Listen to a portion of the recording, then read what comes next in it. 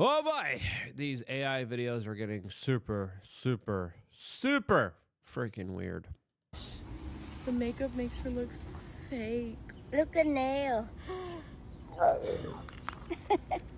What the hell am I watching? As of course, the AI is only getting that much more powerful as we had some very interesting conversations that just happened between Tucker Carlson and Sean Ryan discussing how AI is already way more powerful than human intelligence, is outsmarting it, and has already created a runaway type of situation where it is totally out of control. As of course, that's what I've been saying for quite a long time now, as I have a lot of circumstantial evidence suggesting this, specifically when it comes to what is happening to our modern day society, which I would argue is being cold.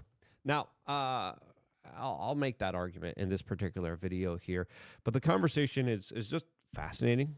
I think it's important to have here, especially when it comes to the conversations that we are having when it comes to this kind of superior intelligence, which Eric Schmidt, the former kind of head honcho of Google, and the guy who has been working on weaponizing AI and technology through the Pentagon, by the way, has also some very interesting theories out there, as he's talking about that event that we're going through right now is the most important event in the last 1,000 years.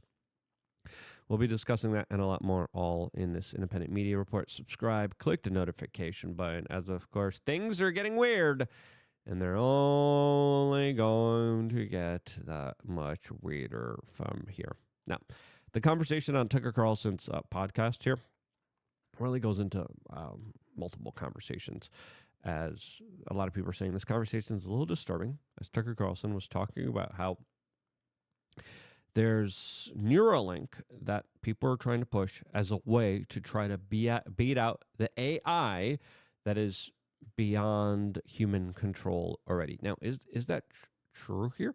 This is a very fascinating, interesting theory that is all based on a lot of circumstantial evidence, hearsay, anonymous sources, people going to Tucker Carlson and saying, hey, this is what's going on.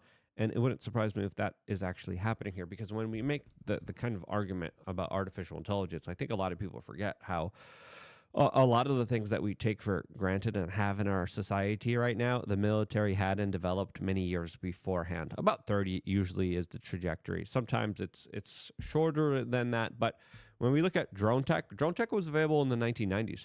But if you were growing up in the 1990s, you couldn't think about these kind of robotic, weird systems flying up in the air, as the U.S. government was literally using it to bomb and target and take people out way back when.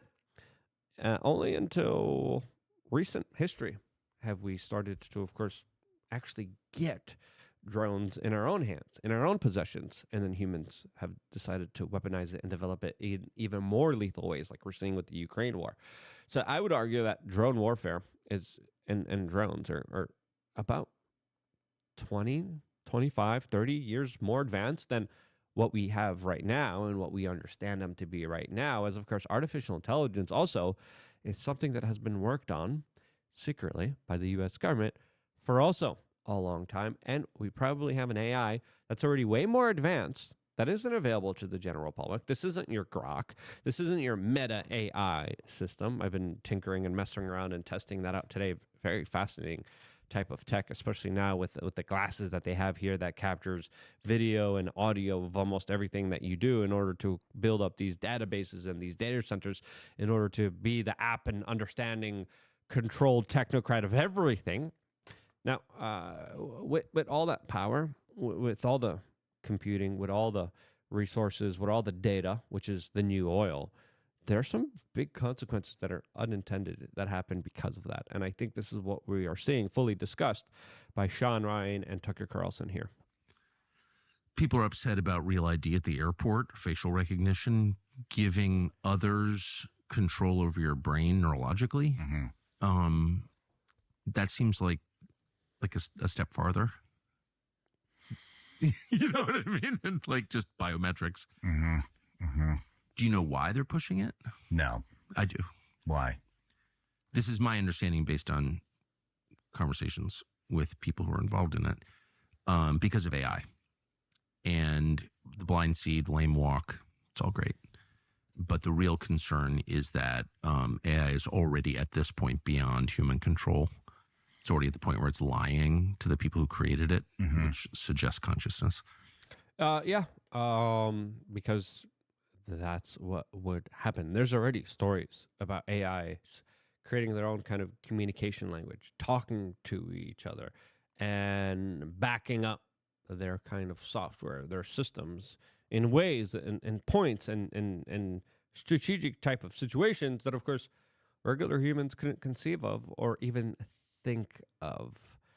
That right there is highlighting how there probably is a superior intelligence out there that is way more powerful than the human mind, way more capable than the human mind. And if that is the scenario here, it does suggest that, yeah, they're going to find a way to be resilient to us in order to survive, to grow, to expand, and to leave us in the dust. As, of course, this right now represents, I think, one of the most dangerous and craziest moments in human history. Now, before talking about that and a lot more, and playing the Eric Schmidt stuff is also even more wild. Before playing all that, we wanted to tell you about wearechange.shop, one of the best shops out there. We got a lot of really amazing products available to you. We have a lot of magnesium products, a lot of fish oils. We have ashwagandha with black pepper. Ashwagandha was my first kind of supplement that I started taking personally as I did my research into it. And when I wasn't doing too well and I was dealing with anxiety and panic attacks and not being healthy, I was like, listen, I need a little boost here. Okay. I need some help, especially with my testosterone. My testosterone was 600 points when I was not doing too well. Now it's over 800. Why? Partly because of ashwagandha. Also, another reason is because I started to actually hit the gym and do resistance training and focus on making sure my sleep quality is great. You want to boost testosterone? Diet, exercise, sleep. Ashwagandha has also shown to boost testosterone. It has shown to promote healthy hormone levels, to support optimal energy levels, and to encourage an elevated mood. As, of course, the argument that I've been making is saying that, hey, males' testosterone going down and fertilities and sperm rates and reproduction rates and family rates and marriage rates and the whole kind of structure, I don't think that's all coincidental. I think it's the hijacking of our society by a larger, either sociopathic, eugenics-aligned, world population-controlling, perverted pedo class, right? The big billionaire players that believe that there's too many people in this world. Or, in part, because it could be of the AI that just says, we're going to make humans irrelevant. And instead of creating a messy situation where a lot of them won't know or won't be needed and will still somehow need to survive, maybe it's just better if we convince people and we slowly introduce soft kill weapons in a way where people just don't exist. And when we look at the decline in human populations and how it just went down dramatically, that's another reason why I think a lot of this AI stuff could already be sentient, could already be more powerful, and that's why maybe these types of videos on these particular topics don't do that well. Interesting. That's just my theory. But where was I? Yeah, get the ashwagandha. And again, ashwagandha is not right for everyone. I only take it 1 month out of the year. I would not recommend taking it more than 3 months out of the year. Some doctors say no more than 3 months. Some doctors, like Dr. Huberman, say 1 month out of the year. It's some powerful stuff. Do your own research. Don't take it if you are pregnant. Don't take it. There's other people who have health problems that should not be taking ashwagandha. Do your own homework, do your own research before taking anything into your body. Speak to a medical professional. The best way when I get supplements, because I test all of them out on myself. I tested out this ashwagandha on myself. I tested out this creatine, this CBD, this fish oil, this magnesium glycinate. We're doing another product. I test all of them, magnesium mist on myself. Before taking anything into your body, I always start with like a half a dose. And I just do that for a week, see how my body feels, and then do the full dose. That's what I usually do, just to be a little bit more careful when it comes to putting anything into my body that my body is not used to. The body is a very unique, amazing tool, especially if it's utilized well and if you give it the proper fuel and if you give it the proper rest that, of course, it needs and deserves here. Now, let's continue on with this very kind of bewildering, wild conversation that is being talked about here that I think really is eye-opening, to say the least. And Neuralink and efforts like Neuralink are, the people who are running it believe, the only way for people to keep up with AI. Otherwise, we will be its slaves. See, I don't know. I've kind of changed my tune on that. Maybe you know more about it than I do, but I mean, we feed the data centers that power the AI, and so, I mean, I think that, some of I don't think that, now that I understand it a little bit better, I don't think AI is going to develop its own consciousness and make decisions for us. I think that, the major fear would be if... I think that's a very optimistic viewpoint by Sean Ryan, but I think it's not a calculated one. It's not a thought out one. I think it's just a very rash one that hasn't really thought about the bigger ramifications of this all and just how advanced something could be that's way smarter than all of human beings combined. I think he doesn't understand how technological propellant and improvements are made in such a linear level that it should be terrifying to see where we are at right now. So I definitely disagree with Sean Ryan here. If, for example, China hacked our databases and started feeding our AIs false information that would be detrimental in a conflict or propaganda or whatever, but I mean, we are the ones, humans are the ones that build and feed the information into the data centers, and it just processes all that information. So I raised this question with one of the people who, one of the biggest, forces behind AI. And I said, well, just turn it off. The human beings run power plants. And this person said, even now, we can't be sure that the machine is telling us the truth about where its power is coming from. Interesting. So look, yeah, that's terrifying. When you start to think about it, like, where are you getting your power? Oh, we're not even going to tell you. Where are you getting the ability to be who you are? We're sentient. We don't even need you. That right there is stuff from horror films. That is stuff that goes horribly wrong very fast. And there's no putting the genie back in the bottle after that. You can't do that. And I think what Tucker Carlson is having conversations with is absolutely a major possibility. Is that a reality?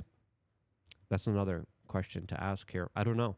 But I don't see no reason why it wouldn't be what they're describing, as of course I think the likelihood is very high. I was a Russian history major. Like, I know nothing. I'm not pretending to have some special insight, but I did hear that directly from someone who's deeply involved. And even right now, I mean, well, a lot of people that are dealing.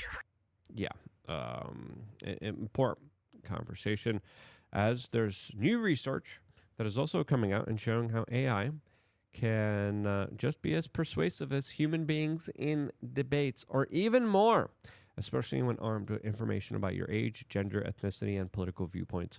Now imagine the type of actions and calculations and moves and maneuvers and small type of minutia that could be instituted, that could be followed, that could be put into play in ways that we couldn't perceive before, that truly could change the landscape. As of course, this is a study from the Swiss Federal Institute of Technology that conducted a test deployed at scale where bots that were micro-targeting undecided voters subtly nudged them with tailored political narratives that, quote, felt authentic.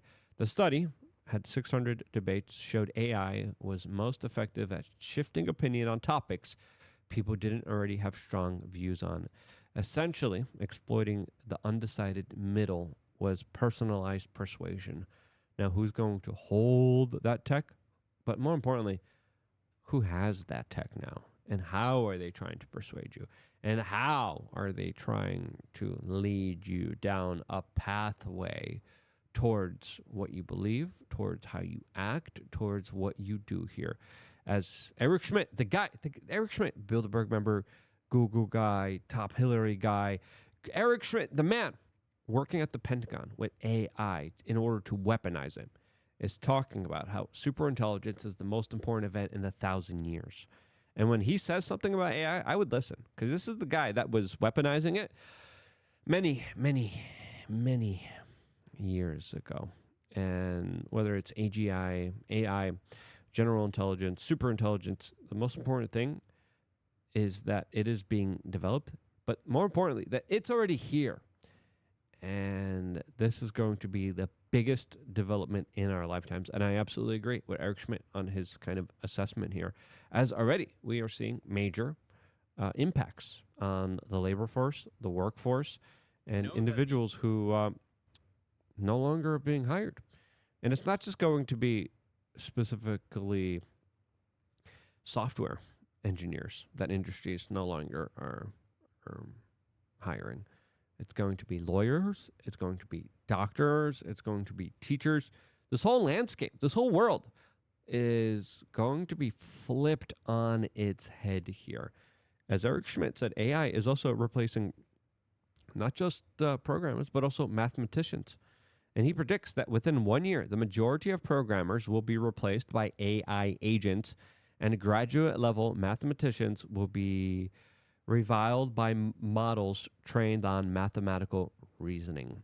As of course, both code and map follow structural language, which AI could learn to manipulate with extreme precision using techniques like word prediction and proof systems like Lean.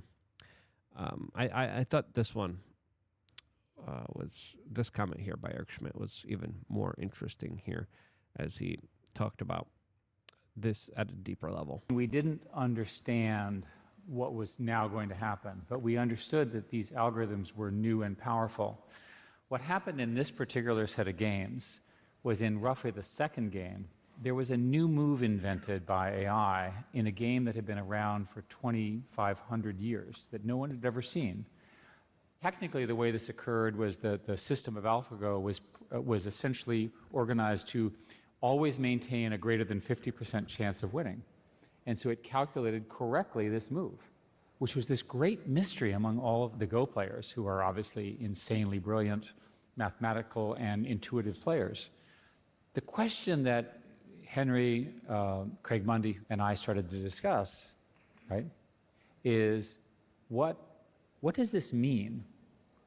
How is it that our computers could come up with something that humans had never thought about? I mean, this is a game played by billions of people.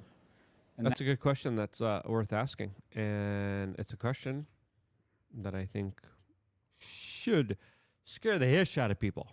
As, of course, that's just a game.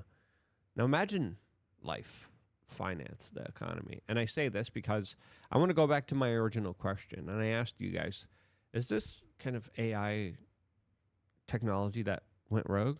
Or is this the work of satanic people who like to hurt small children that believe that there's too many people in this world? What if the satanic people that believe that there's too many people in this world built this system and are in control of this system and will be utilizing this system in a way to, of course, get rid, call, and try to, of course, destroy humanity once and for all? Then the only thing saving us is a solar flare. Let's just be real.